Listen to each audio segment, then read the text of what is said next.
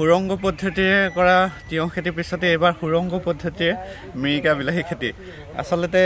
মোৰ কিছুমান প্ৰত্যেকটো আনকমন কামবিলাক কৰিছোঁ আৰু এটা খুব চখ সেইটো কাৰণে তিয়ঁহ খেতিৰ পিছতে এবাৰ মিৰিকা বিলাহী কৰি চাইছিলোঁ যিহেতু মিৰিকা বিলাহীটো এটা থলুৱা প্ৰজাতিৰ বিলাহী হয় আৰু এই গছজোপা সদ্যহতে হাইব্ৰিড প্ৰজাতিতকৈ যথেষ্টখিনি ওখ হয় আৰু বহু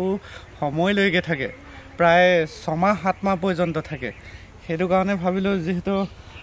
খুব ওখ হয় বহু সময়লৈকে থাকে গতিকে সুৰংগ পদ্ধতিত কৰিলে কেনেকুৱা ধৰণৰ হয় জেং দিলে অকণমান ছিঙিবলৈ অসুবিধা হয় বা বাগৰি পৰে সেইটো কাৰণে এবাৰ এই সুৰংগ পদ্ধতিয়ে মই মানে কোনোমতে সোমাব পাৰোঁ আৰু অকণমান হালি থাকিব লাগে যিয়ে নহওক এই সুৰংগটো আৰু অকণমান ডাঙৰ হ'ব লাগিছিলে আৰু এইবাৰ প্ৰথম অভিজ্ঞতা হ'ল সম্পূৰ্ণ ফাইনেল হোৱাগৈ নাই ইয়াৰ যিহেতু দূৰত্বটো এটা পুলিৰ পৰা এটা পুলিৰ দূৰত্ব 1.5 ফুটমান গৈ দিয়া হৈছে কিন্তু ঘন হৈছে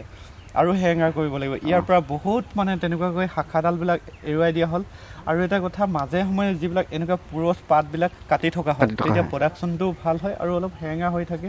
ভেঁকুৰৰ কাৰণে অলপ সুৰক্ষিত হৈ থাকে যিটো যিমানে জোপ মাৰি থোৱা হয় এইটো আমাৰ হাইব্ৰিড প্ৰজাতিৰ বিলাহীয়ে হওক বা এনেকুৱা থলুৱা প্ৰজাতিৰ বিলাহীয়ে হওক যিমানে পাতবোৰ ডাঠ হৈ জোপ মাৰি থাকে সিমানে ভেঁকুৰীয়ে আক্ৰমণ কৰে গতিকে সেইটো এটা অলপ মানে তেনেকুৱাকৈ মানে বুঢ়া পাতবিলাক চাফা কৰি থাকিব লাগে আৰু ইয়াত মানে এইটো কিমান হ'বনো খুব বেছি প্ৰায় 35 ফুটমান আছে ইয়াত বিলাহী ইমানেই লাগিছে মানে একদম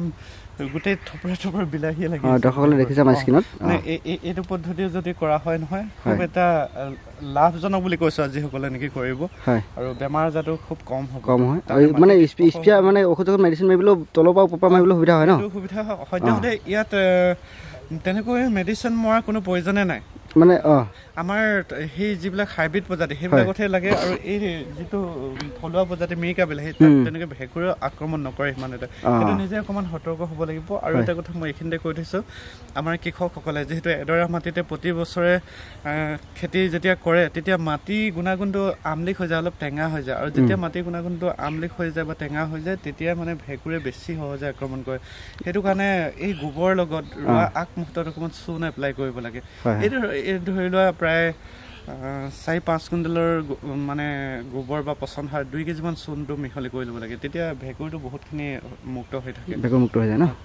হয় এইখিনি এতিয়া বহুত চিঙা হ'লে এইবোৰ ঠাইবোৰ খালী হৈ গ'ল এতিয়া ইমান বেছিকৈ আৰু লাগিলেহেঁতেন মই তেনেকুৱা ধৰণে বিশেষ সময় দিবলৈ পোৱা নাই যদি সময় দিব পাৰিলোহেঁতেন আৰু বেছি হ'লহেঁতেন এতিয়া মানে বস্তুটো লাগি আছে পকাহে নাই ন আৰু ওপৰলৈ জাপি লাগি আছে এইখিনিতে তলফালেহে অলপি আছে আৰু ওপৰফালে লাগি আছে এইখিনি মানে কিমান দিন লাগি থকা এইখিনি আজি প্ৰায় এমাহৰ আগৰ পৰা ছিঙি থকা হৈছে এমাহৰ আগৰ পৰা ছিঙি আছে আৰু কিমান দিন মানলৈ এতিয়া দেখি হয় আৰু গছ এতিয়াও মানে সেউজীয়া হৈছে নতুন গছৰ নিচিনা হৈ আছে ওপৰতো আমাৰ দৰ্শকসকলে দেখিছেই আৰু ইয়াৰ পৰা মই বহুত ব্ৰাঞ্চ কাটি দিলোঁ যথেষ্টখিনি ঘন হ'ল তথাপিও এনেকুৱা হৈছে ঘন যদি নহয় বা হেঙা কৰি যদি ৰোপণ কৰা হয় নহয় তেতিয়াহ'লে ভেঁকুৰটো তেনেকৈ নালাগে খুব এটা ভাল পদ্ধতি যদি আৰু এটা কথা নহয় বজাৰখনো ভাল আছে বাকী বিলাহী যদি 10 টকা হয় সেইটো 20 টকা পোৱা যায় দাদা মানে কণ বিলাহী উপৰি ইটো বিলাহী এনেকৈ কৰিব পাৰি নেকি নোৱাৰিব ডাঙৰ বিলাহীটো পাৰি কৰোঁ বুলি ক'লে সেইটো কৰিব পাৰি কিন্তু অলপ খৰচাটো বেছি হ'ব যিহেতু সেইটো কম দিনৰ কাৰণে কম দিন এইটো এতিয়া মানে বাইডেবল সেইটো যদি 3 মাহ থাকে নহয় এইটো 6 মাহ থাকিব আৰু ইয়াৰ দামটো বেছি আৰু প্ৰডাকশ্যনো বেছি লাগি গৈ থাকিব মানে গৈ থাকিব মানে এইবিলাক বিলাহীতকৈ এইটো বিলাহী খেতি কৰিলে এইটো লাভজনক হ'ব ন